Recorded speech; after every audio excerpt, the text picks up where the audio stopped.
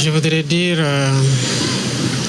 à l'endroit du peuple sénégalais, à l'ensemble des compatriotes,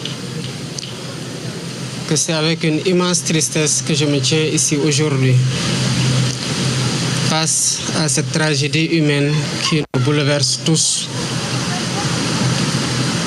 La nation est en deuil et la situation est particulièrement insoutenable. Je voudrais, au nom de cette nation, la nation sénégalaise, présenter mes condoléances aux familles éplorées et leur dire toute la solidarité de l'État et de l'ensemble du gouvernement face à la tragédie qui les frappe et qui nous frappe tous. Ce qui est arrivé ici à Mbour, qui est arrivé quelque peu partout sur les côtes du Sénégal, est le fait des filières de migration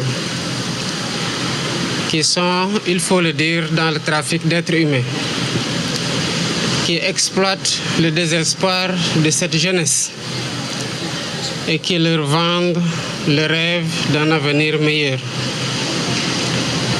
Mais je voudrais dire que la traque sans répit contre ces vendeurs d'illusions, ces vendeurs de la mort, va s'intensifier dès à présent.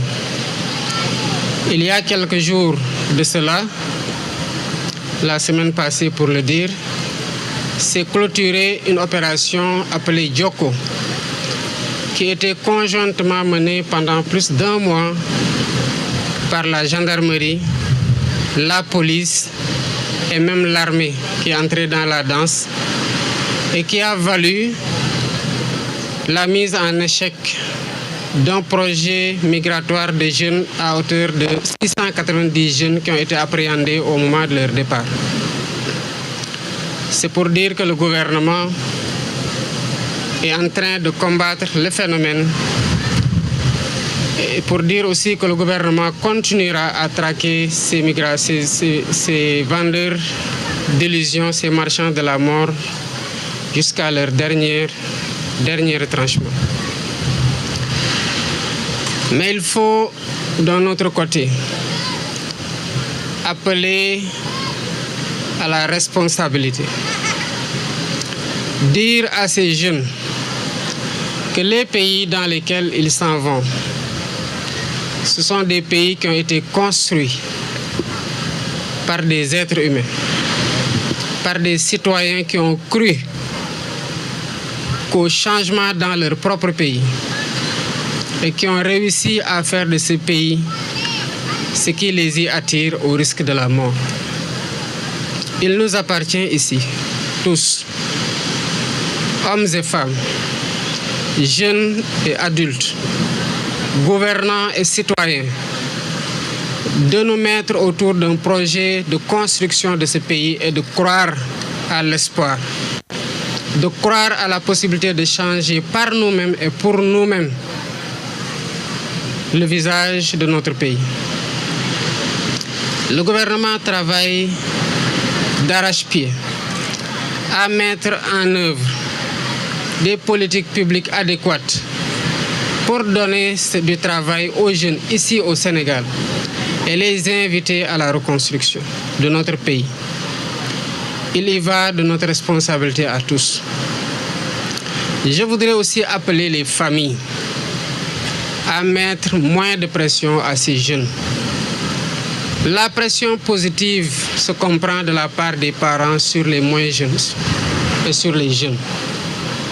Mais la pression ne doit pas aller au-delà de la motivation à travailler, à se serrer la ceinture et à y croire et à avoir de l'endurance dans les difficultés, mais ici au Sénégal. Elle ne doit pas aboutir à faire prendre le risque suicidaire d'emprunter les vagues. Il n'y a que la mort qui s'offre comme alternative quand on prend un voyage aussi périlleux. Le gouvernement continuera à mettre tout en œuvre pour dérouler les politiques qui permettent aux jeunes de travailler. Mais encore faudrait-il que l'ensemble de ces jeunes comprennent qu'il n'y a pas de sot métier. Les métiers que beaucoup d'entre eux exercent ici sont les mêmes qu'ils cherchent à exercer ailleurs ou même des métiers moins valorisés. S'il ne s'agissait que de jeunes qui n'ont pas de travail, encore on pourrait dire que c'est le chômage et c'est l'envie de se réaliser. On comprend leur désarroi. Mais il y en a qui ont du travail et qui veulent malgré tout arrêter de travailler et qui prennent les vagues. Cela ne peut être une option.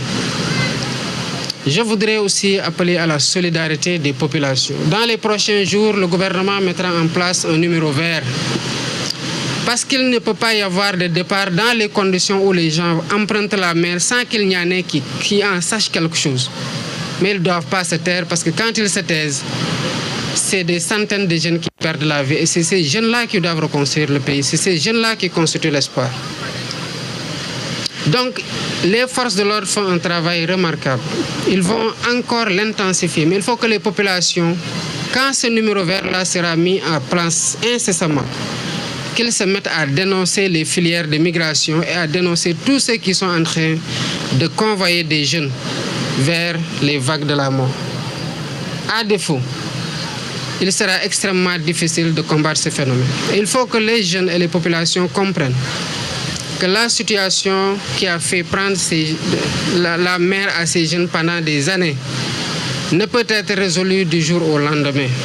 Il faut du temps pour que les solutions qui sont mises en place opèrent et que les conséquences positives se fassent ressentir. Entre-temps, il nous faut prendre notre destin en main en tant que Sénégalais ici au Sénégal et ne pas fuir les difficultés et les défis qui s'imposent au peuple sénégalais, jeunes, vieux, hommes et femmes qui doivent relever ces défis-là. Voilà ce que je voulais dire en présentant à nouveau toute ma compassion et la solidarité du gouvernement à l'ensemble du peuple sénégalais, mais aussi à l'ensemble des familles éplorées dans cette tragédie.